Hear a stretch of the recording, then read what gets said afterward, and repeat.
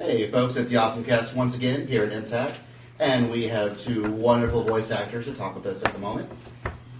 Hi, I'm Laura Bailey. Wow, that was totally awkward. I know, right? Hi, I'm Travis Willingham. Hi, I'm Laura Bailey. And we're going to talk to them now. You done drinking your coffee? Yeah.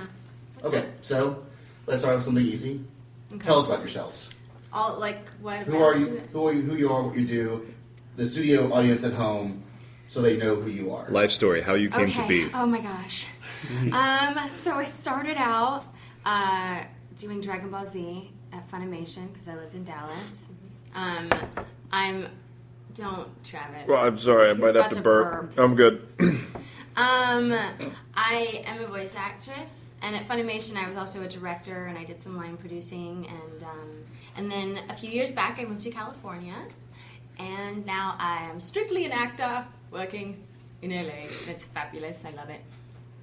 That was a good story. Thanks. That was really interesting, Yeah. right? Yeah. Yes. I also got my start in Dallas. We actually had the same talent agency, the Horn Agency in Dallas, and we both worked at Funimation. I moved out to LA about 6 years ago, so a couple years in front of Laura. First show I ever did was Yu Yu Hakusho with Justin Cook, and then from that show got cast in Fullmetal Alchemist as Roy Mustang.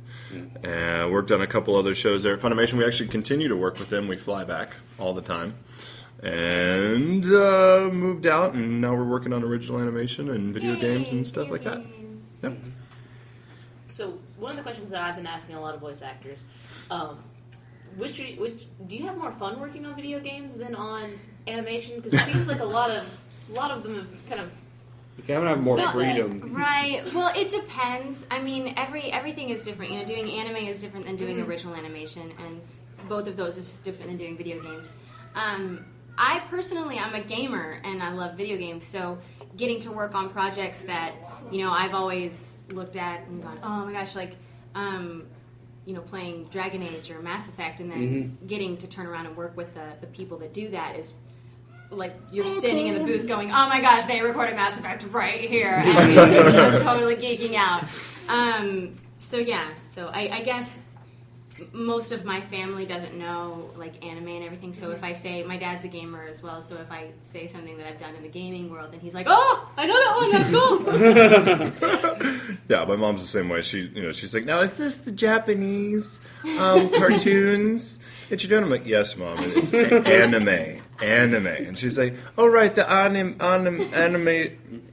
that one, you know, and then you'll show her on TV, and you're saying your lines, you're already on the screen, and she's like, now when do you come in? I'm like, that's me, right there, that's my voice. She's like, it doesn't look like, okay. Like, Yeah, my mom still asks me, I haven't done any on-camera work for a good 3 years now, but every time I call my mom, I'm like, I got a part in this show, and she's like, do I get to see you? I'm like, no, it's just my voice. The voice. Therapy.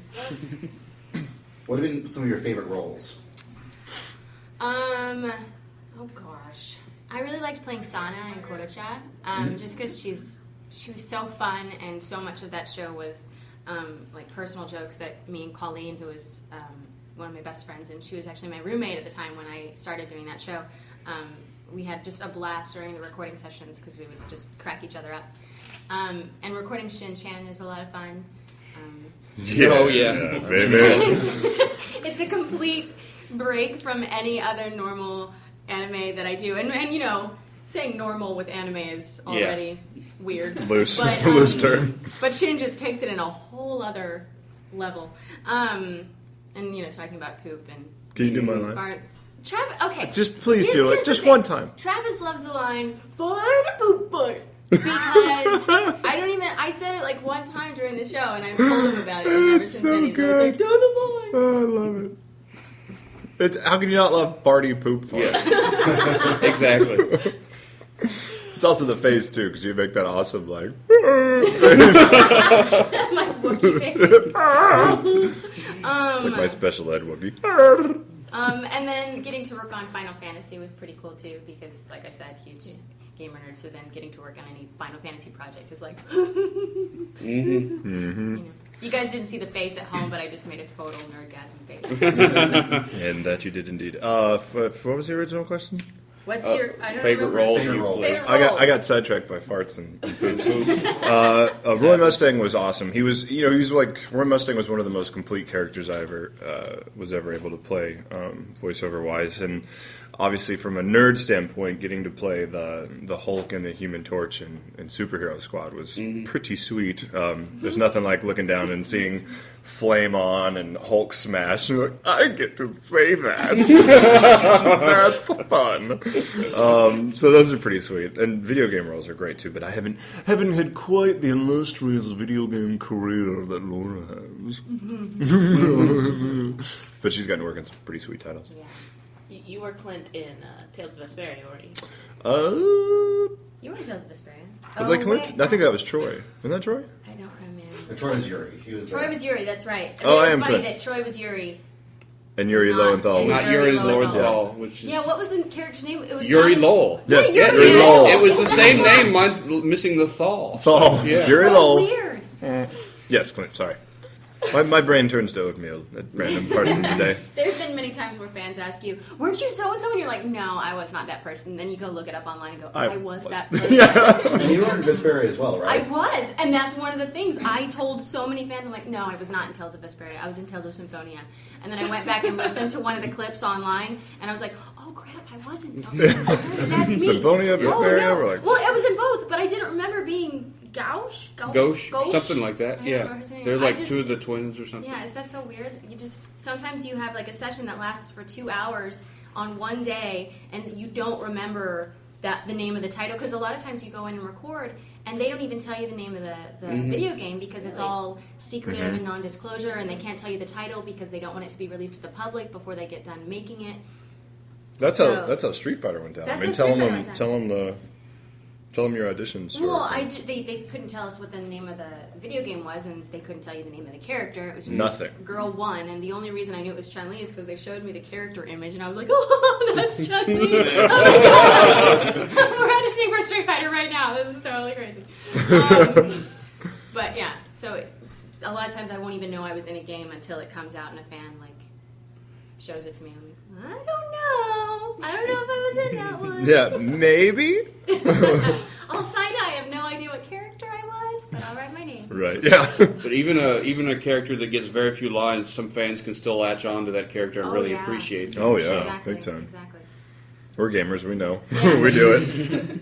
I have he said a lot of lines, but I had a huge crush on Alistair in Dragon Age.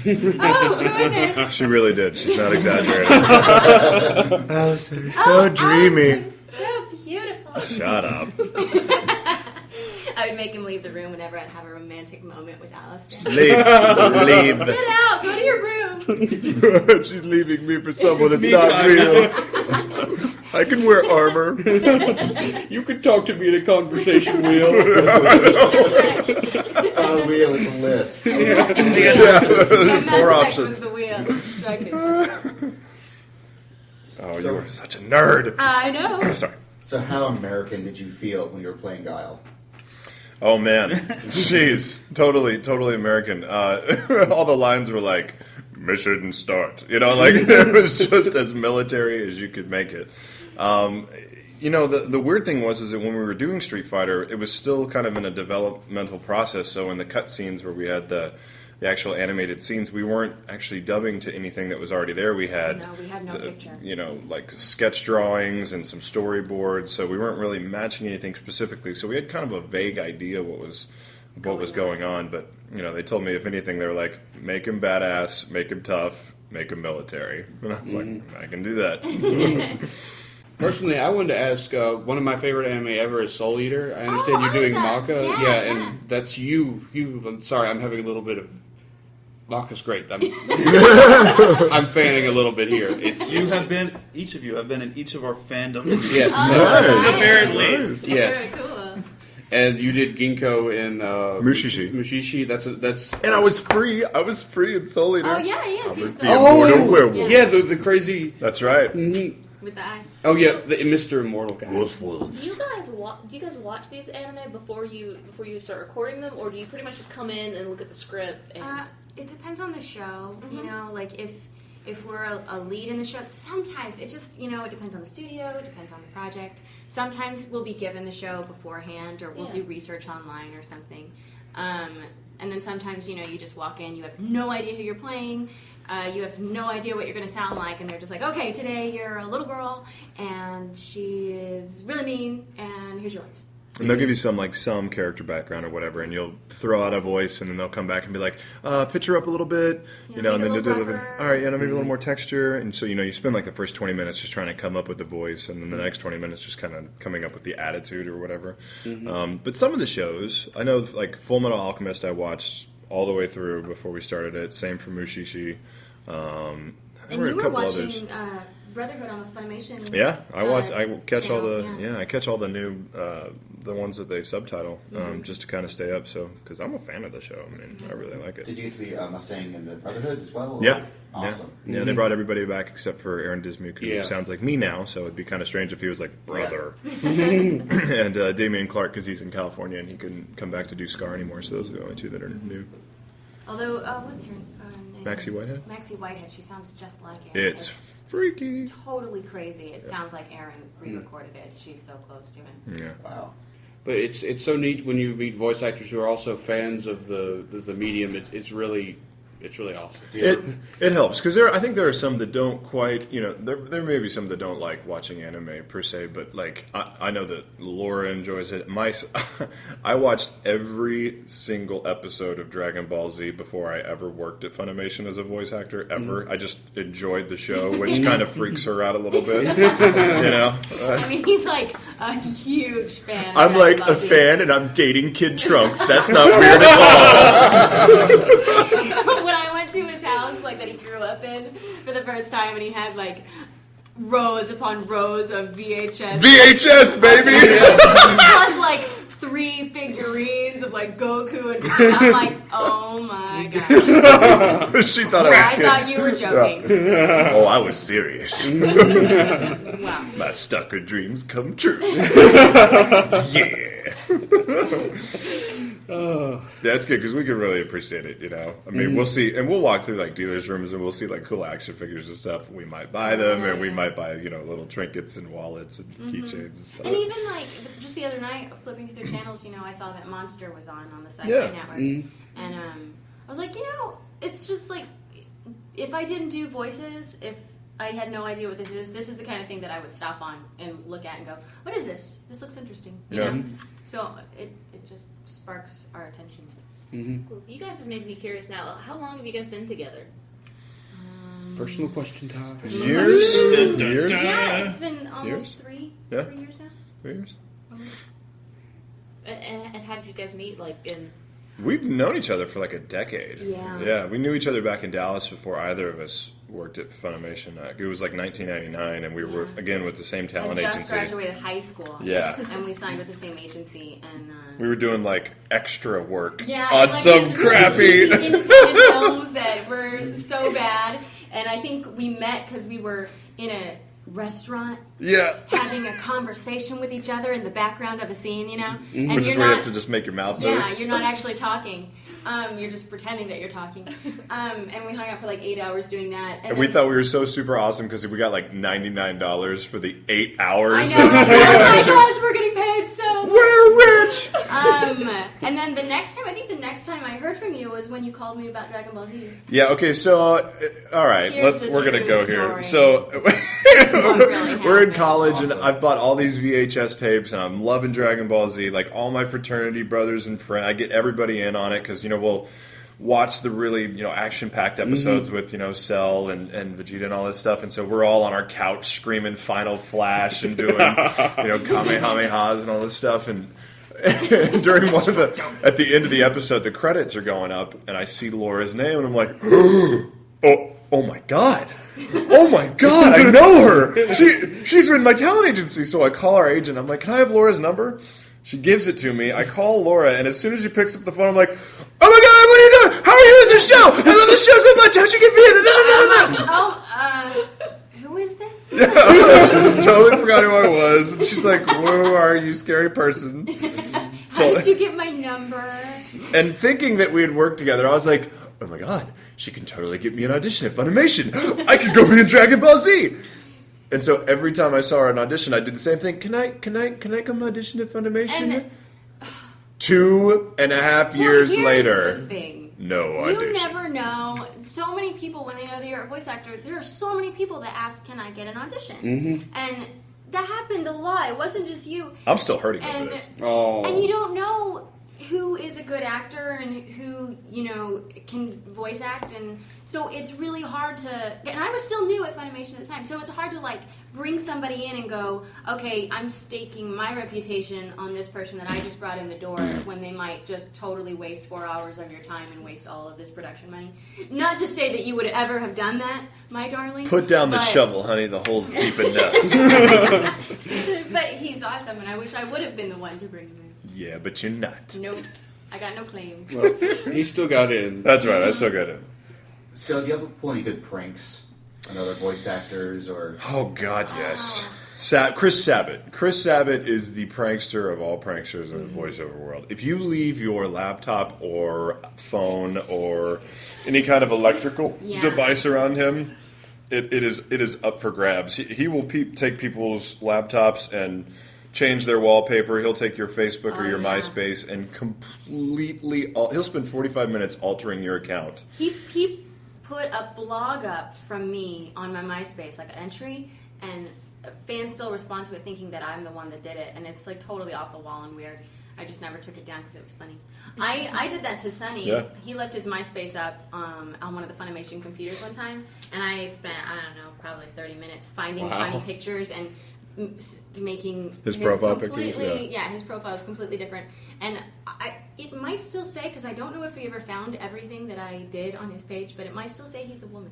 Oh yeah, I changed it over to female. Sabat made mine pink rainbow unicorns that were mating. Said that I was 1,000 years old and that I was interested in vampire lesbianism or something. It was ridiculous. It took me an hour. I'm like, there's so much. He's like, that was a good hour's worth of work, man. Good hours worth of work. I think some of the stuff, we've sent out messages to people. If you leave your MySpace open, you can send messages to your friends and stuff. Uh-huh. So I've sent messages from Travis's, I've sent messages from Chris's account to people that he doesn't know. Mm-hmm. They're just oh my god, I love you, please call me.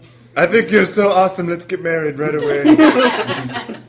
He still does that. If I leave, when I'm over at his house, if I leave my phone there, I'll look down and all of a sudden, I will have 9 new text messages, and they're all going, what are you talking about? And I'll scroll through, and he's going, I love you, let's make babies. Yeah, I'm so gay for you right now. What did you do? This is my grandmother. That is wrong. Yeah, I'm sorry, man. So when you were at Funimation, you also got to do some ADR work. How was that? What you mean for live action projects, or what do you mean ADR work? Because Funimation is strictly ADR. Yeah. Right. Funimation only does you dubbing. got to direct, right? Oh yeah, directing ADR. That was cool. I realized as I was doing it, I think I was a pretty good director. Shut up. I was a really awful line producer because I'm just one of those flighty. Whoa, yeah. Just creative types that is really bad with paperwork. You know what I mean? Right. And line producing and directing is really about keeping track of things and filling out contracts and all that kind of stuff. Right. And I was just terrible at it. But the actual creative process of directing was really cool because it's fun to get to finally work with the other actors. Because as an actor working in anime, you only get to work with yourself and the director that's there and the engineer because we never record together. Mm-hmm. And so finally getting to direct Jerry Jewell or Sunny Strayed is a really awesome thing and see how they work. It's really nice. Yeah. I never directed. I never really wanted to direct. I took a directing class in college, and I absolutely hated it.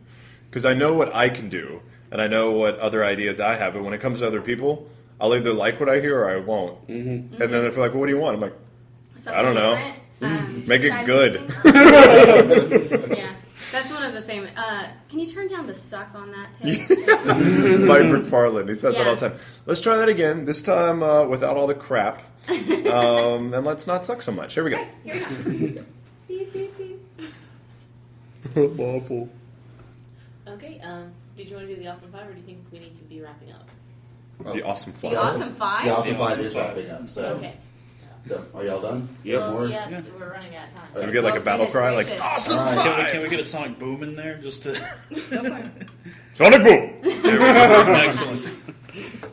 Okay. These are our hard-hitting, Oh, goodness. Journalistic. journalistic, integrity out the wazoo Dun, questions. dun. I'm embarrassed of like 3 of them. Will I be?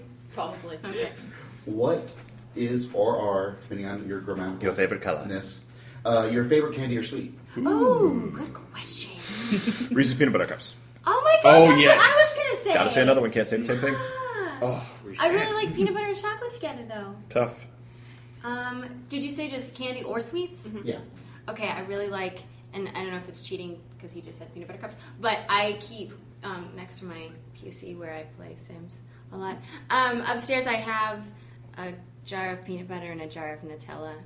And anytime things take a really long time to load, I end up eating a spoonful of each. Wow. Nice. A spoonful of Nutella is awesome. Totally cheating. If you were stuck on a desert island and had to choose 3 tools to ensure survival, Dear what would God. they be? I would. Oh, that's lame. A plane. I would say I was going to bring you because you're really good at getting. Because I'm a tool. So that I could lay out a tan and Travis could, make a canopy or something. I would bring a blowtorch for That's fire. good. I would bring A blowtorch? You a wouldn't spray like a shut- lighter? No, a blowtorch. Instant Alright. fire. None of that. Alright. I would bring a magic wand. A machete! What? You need to be able to cut things. I guess. And some, like What's the third one? rope. Rope? You can make rope. I want to bring a rock. Let's just say rock. A rope. Jeez, you're a horrible survivor. Yeah, I would do that. I would want to bring Hurley from Lost, and he would make me laugh. I'll bring John Locke. Yeah. I need food, John. Go get something. I think that's the best answer I've heard. From yeah. What project that you have worked on would most benefit by the inclusion of giant robots? Ooh. Glass I'm gonna- room. I'm going to say something that doesn't already have giant robots. I think Shin-Chan would be awesome. Yes, That's what I was hoping you'd say. Yeah. I agree. Possibilities are endless. Giant robot poops. Giant poop robots. Go giant poop robots! I saw a picture of Shin where he was in a poop costume. And he was just Dressed as up. poop? He was dressed up as a turd laying on the sidewalk. Did he have like a corn kernel sticking out of his head? No, but it was like actually. It was like a little brown poop costume. Wow. Yeah, poop. So what'd yours be? Oh, I can't take Shin? No. Maybe something different. Giant robots. Mushishi, because that would absolutely be the most out of place thing ever. So quiet and calm and traditional, and all of a sudden here comes a giant mech robot. Ginkgo, what do we do? I'm gonna smoke this and see you guys later. Some say you can judge a society by the monsters they create. What would your monsters be? Oh God, that's a serious one. These are That's hard hitting. for These real. are This is hard. This is journalism. What would our monsters? Will we turn into this monster? Or what? Like the We monsters? create the We monster? would create a monster.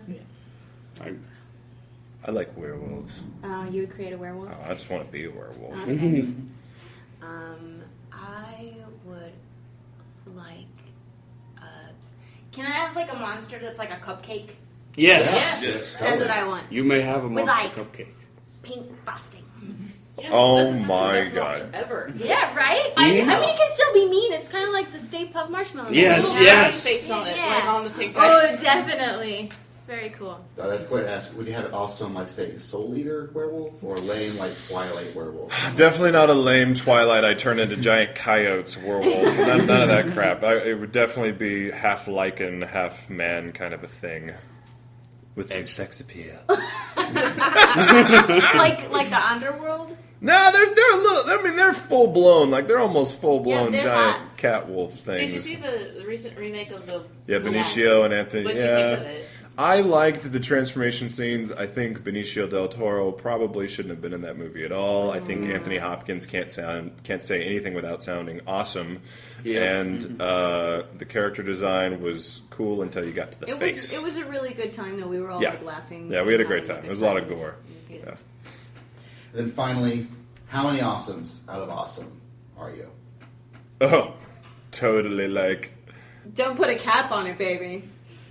What? You're gonna say 10 out of 10 awesomes? You're gonna If there's say, like 10 awesomes, I'm like 12. Oh gosh. And you're like 11.7964328579 to the 10th. I'll take it. Cool. To the 10th, I think that just made you higher than me. Crap. I'm way awesomer than you. I know. Well, thank you Yes, so thank much. you very Thank much. you. Thank you guys. It was a wonderful time. Wonderful. Wonderful.